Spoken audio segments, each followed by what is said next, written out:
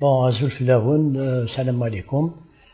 بعد ما جاء شركة موبيليس، كنت صرحت لبعض وسائل الإعلام بأني سأتخلى على أسهم للشركة.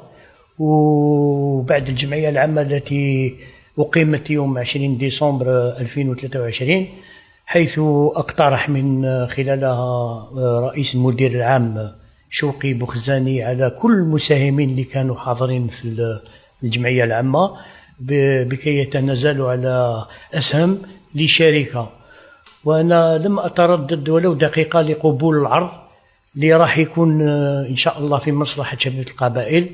واليوم فعلا تنزلت على الأسهم بدون مقابل، وسأبقى مشجع وفي للفريق، وأكون دائما لجانبه.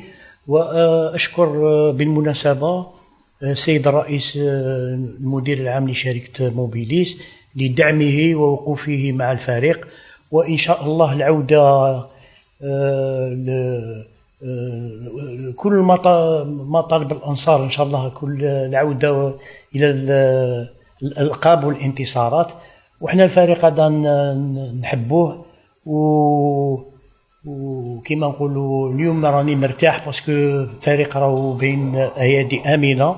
وإن شاء الله مطالب الأنصار الفريق يولي للقمة، باسكو الفريق هذا ما يستاهلش واش راهو يصرالو. وإن شاء الله كل المساهمين اللي يحبوا الفريق يتنازلوا، وكاين بزاف المساهمين اللي راهم اليوم راهم تنازلوا. وإن شاء الله الفريق يعاود يولي لسكة الانتصارات ولا سيرتو الألقاب مطالب الأنصار. وإحنا واش نقول لكم، اليوم تسمى درنا حاجة اللي إن شاء الله تكون فال الخير على الفريق. ونقول لكم فيف لاجيري وفيف لاجياسكم.